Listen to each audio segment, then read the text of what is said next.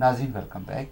Programme music of subcontinent میں آج ہمارے دو مہمان انجم خان صاحبہ اور انجم قریشی ان کا دوسرا نام، اور خالد خان صاحب ہمارے ساتھ ہیں. آپ حیران ہو رہے ہوں گے کہ آج بجائے ہم آپ کی شاعری کو شیئر کریں یا ہم اپنی سنائیں، آج ہم مہمانوں سے بھی سن رہے ہیں. تو آئندہ کے پروگرام میں ہم وہی روٹین برقرار رکھیں گے، لیکن اتنی عمدہ شاعری سننے کو مل رہی ہے. اور جو ہمارا ٹاپک ہے کہ شادی، یہاں پہ شادیاں اتنی جلدی ٹوٹ جاتی ہیں، ڈائیورس ہوتے ہیں، لیکن ہمارے ملکوں میں جو ہے ان کی مضبوطی ہے، اس کا کیا فرق کیا ہے، کیا وجوہات ہیں. لیکن اس سے پہلے خالد خان صاحب سے ایک شاعری، ایک پوئم ہے ان کے پاس، وہ سنتے ہیں. میں بڑی دیر سے بے چین تھا یہ پوئم سنانے کے لیے. اچھا. لیکن دو شاعروں کے بیچ میں ایک اناڑی پھنس گیا تھا جس کو موقع ہی نہیں مل رہا. جی. فرق صرف مجھ میں اور ان دونوں میں یہ ہے کہ مجھے دیکھنا پڑتا ہے اور یہ فل بدی بغیر دیکھے شاعری سناتے ہیں. اگرچہ وقت مرہم ہے مگر کچھ وقت تو لگتا ہے کسی کو بھول جانے میں، دوبارہ دل بسانے میں.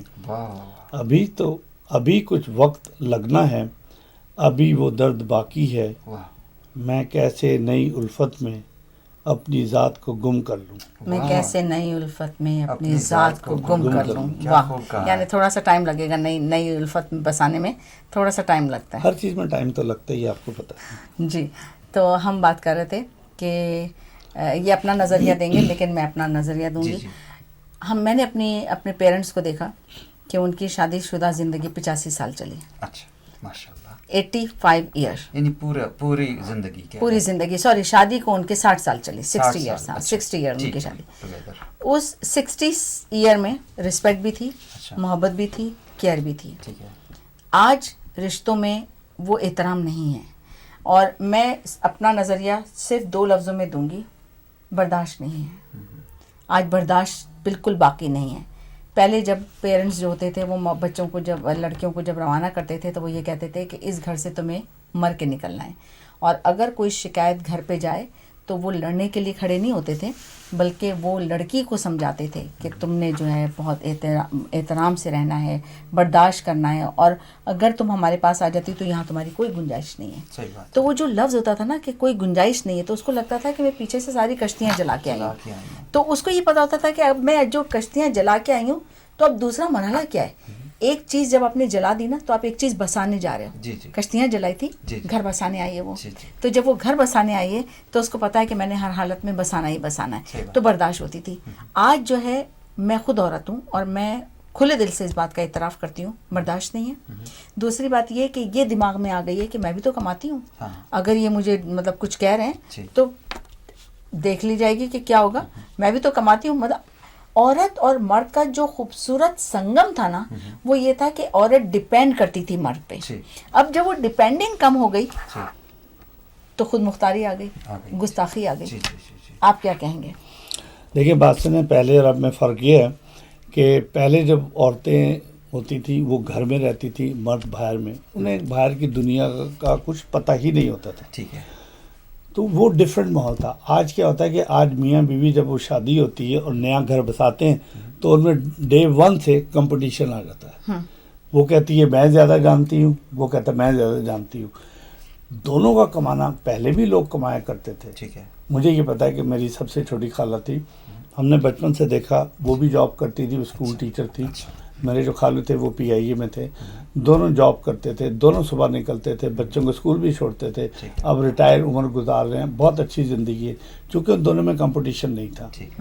تو آج کل جو کمپٹیشن آ گیا، اور پھر ایک رسپیکٹ، بات وہیں پر آتی ہے، رسپیکٹ، سیلف رسپیکٹ، کہ ایک دوسرے کی رسپیکٹ. اور سب سے بڑی بات ہے کہ درگزر کرنا، برداشت کرنا، اور ایک دوسرے کو انڈرسٹینڈ کرنا. یہ بہت بڑی بات ہے. آپ کی کیا رائے ہے؟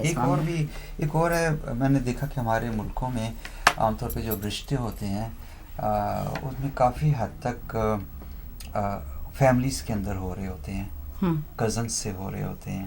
تو وہ اور وہاں پہ یہ دیکھا جاتا ہے کہ رشتہ صرف ایک لڑکی لڑکے کا نہیں ہو رہا، خاندانوں دو کا خاندانوں کا. بالکل صحیح کہہ رہے ہیں. تو اس وقت اگر کوئی ایسی بات ہوتی تو دونوں خاندانوں کی کوشش ہوتی کہ پھر سے ان کو سیٹلمنٹ ہو جائے. یہاں کے ماحول کا اگر کمپیریزن کریں تو یہاں پہ تو وہ زیادہ تر لو میرج ہی ہوتی ہے.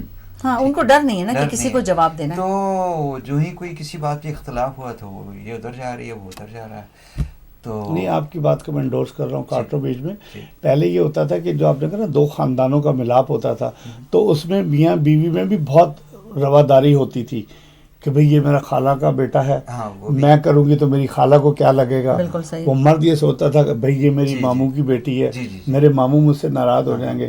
تو اس وقت بزرگوں کا ایک احترام ہوتا تھا. جواب دے ہوتی تھی نا. آج کل بزرگوں کا احترام نہیں رہا.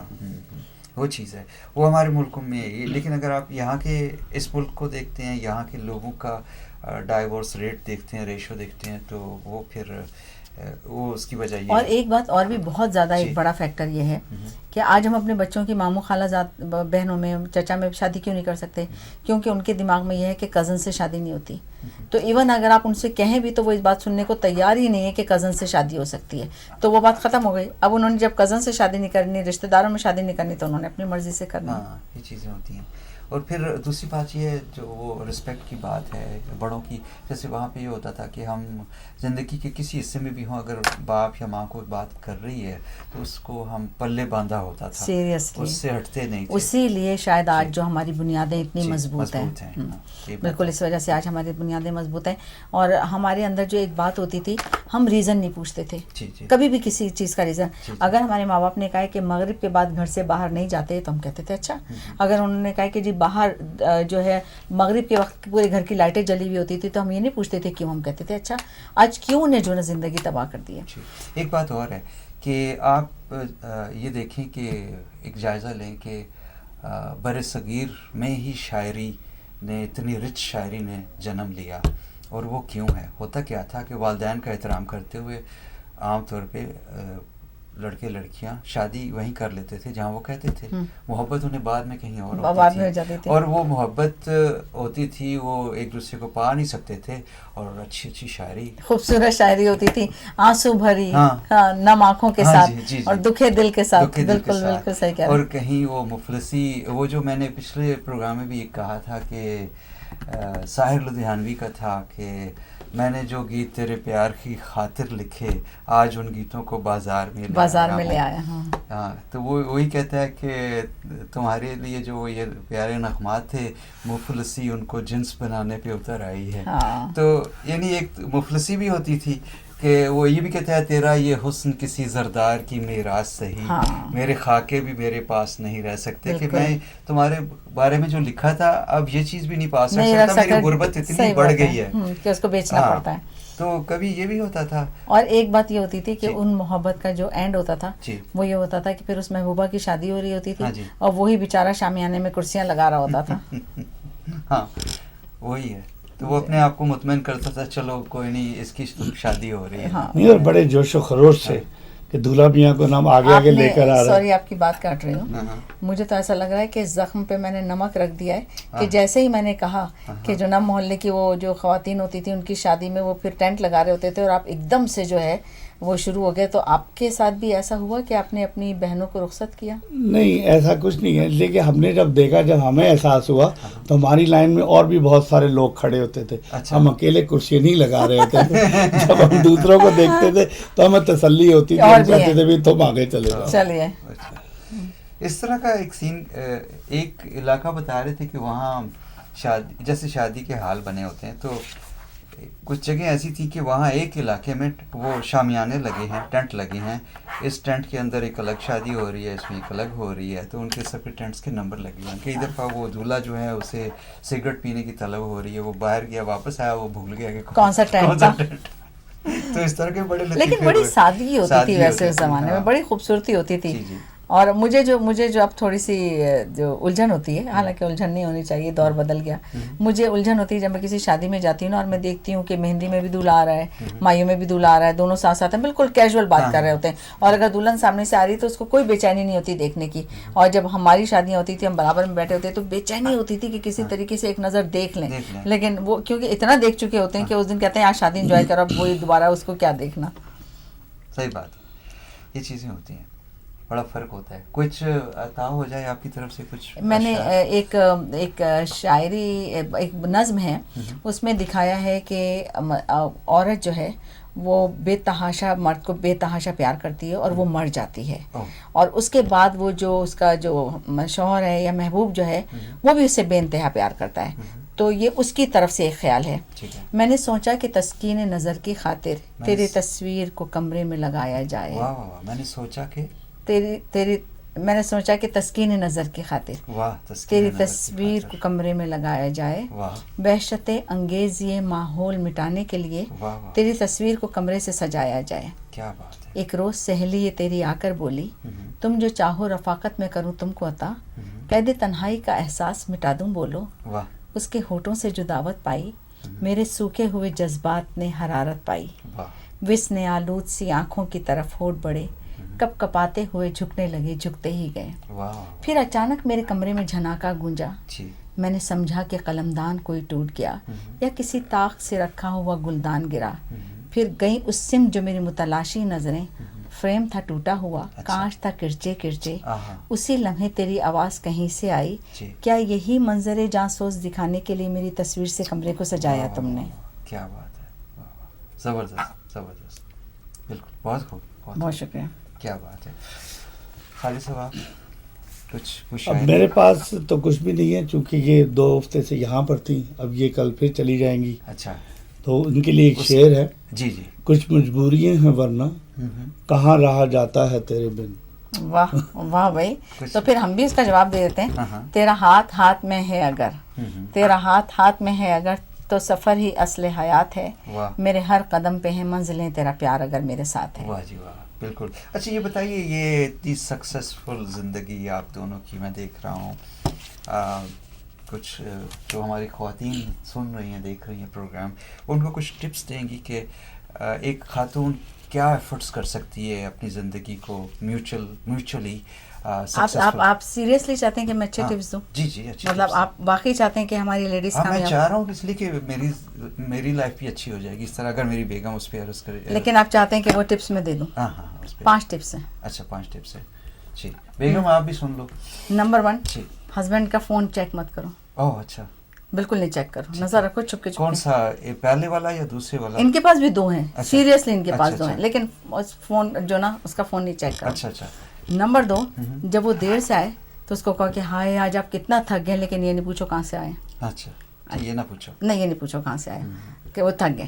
تیسری بات یہ کہ اگر وہ صبح تیار ہو کے اور پرفیوم لگا کے جا رہے ہیں نا تو یہ کہنے کی بجائے کہ اچھا آج تو بڑے تیار ہو کے جا رہے ہو کہو آپ کتنے خوبصورت لگ رہے ہیں آپ کتنے اچھے لگ رہے ہیں آپ ایسے ہی رہا کریں. ہاں کیا بات ہے. آج بڑا برا ہو رہا ہے اس میں سارے راز بتا رہی ہوں آپ کو.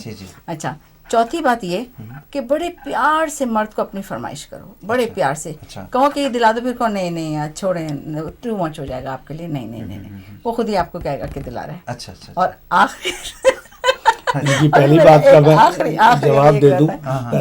ابھی ایک آخری رہتا ہے میرا آخری ٹپ. جی آخری پوائنٹ یہ ہے کہ جب غصہ آئے تو ہمیشہ ہمیشہ ہمیشہ اپنے آپ کو اتنا نرم لہجہ رکھو. یہ میں آپ کو سیریس ٹپ دے رہی ہوں وہ تو ایک مذاق کے ٹپ ہے اور کرم بھی چاہیے اس پہ مت. اپنی آواز کو اتنا نیچے رکھو کہ مرد میں انا نہ پیدا ہو پائے. اگر وہ غصہ کر رہے ہیں اس کو رچ کے دل بھر کے جو ہے وہ غصہ کرنے دیجیے. اور اس کے بعد جب اس کو احساس ہو جائے اس کو کمرے میں لے جائیے ڈرائنگ روم دکھا دیجیے صحیح طریقے سے. لیکن اس وقت خاموش ہو جائیں. یہ بہت اچھی کامیاب زندگی کے ٹپ ہیں.